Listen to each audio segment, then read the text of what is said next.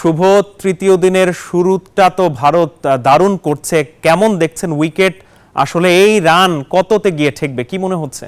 এই রান কত গিয়ে ঠেকবে সেটি তো গুরুত্বপূর্ণ বিষয়। গতকাল রাতে প্রচন্ড বৃষ্টি হয়েছিল, বৃষ্টি সেই সুযোগটা কাজে লাগিয়ে তাহলে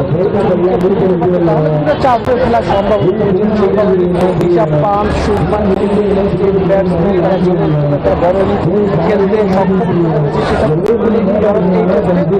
এখন পর্যন্ত এগিয়ে রয়েছে 2 সেশন, শুধুমাত্র এই 6 সেশন খেলা হয়েছে, এখন পর্যন্ত 5 সেশন খেলা হয়েছে। সেখানে কিন্তু বলতে গেলে যাদের কথা বলতে হবে, বাংলাদেশ মাত্র 2 সেশন ডমিনেট করে সেখানে প্রতিভাবে যান হাসান মাহমুদ ভারতের মাটিতে প্রথমবারের মতো 5 উইকেটের দেখা পেয়েছেন। সবকিছু মিলে ভারতের উন্নয়ন হয়েছে। আমরা পেছনে যতটা দেখতে পাচ্ছি দর্শকদের দীর্ঘ সারি, খেলা প্রায় শুরু হয়েছে 1 ঘন্টা মতো আগে, 1 ঘন্টা 30 মিনিট আগে, কিন্তু দর্শকদের আগ্রহ আরও বাড়ছে।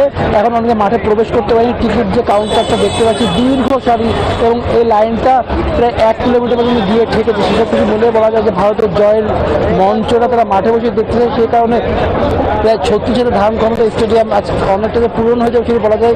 আগামীকাল ছুটির দিন এই সংখ্যাটা আবার যদি আগামীকাল খেলা গড়ায় শেষ পর্যন্ত, তাহলে সেই সংখ্যাটা আরও বাড়বে। আর এখানে দর্শকদের যে লাইনটা বলে রাখতে যাদের সাথে কথা বলছিলাম, তারা কিন্তু হাসান মাহমুদের বোলিং প্রশংসায় করেছেন। কারণ প্রথম ইনিংসে হাসান মাহমুদ 5 উইকেট দেখা পেয়েছেন।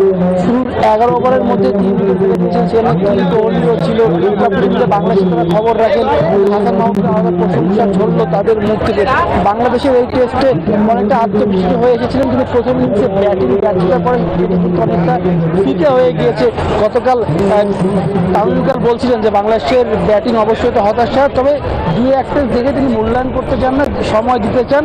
কারণ তিনি এটিও বলে দিচ্ছেন যে 2-1 টেস্ট খেলে অনেক বাংলাদেশ জিতলে খুশি হওয়ার কিছু না, 2-1 টেস্ট হারলে কষ্ট পাওয়ারও কিছু নেই। কারণ টেস্ট পরিকল্পনা খেলা, বাংলাদেশ 2000 সাল থেকে টেস্ট খেলছে, প্রায় 24 বছর হয়ে গেলে টেস্ট জিতেছে, বাংলাদেশ জিতেছে। তবে সবচেয়ে বড় যেটা পাকিস্তানের সাথে ছিল সেটা অতিবাহিত করতে হবে ভারতে অবশ্যই ভালো হতো, কিন্তু এখনও সুযোগ রয়েছে। তবে বাংলাদেশ এখন কিন্তু ম্যাচে অনেকটাই ব্যাকফুটে।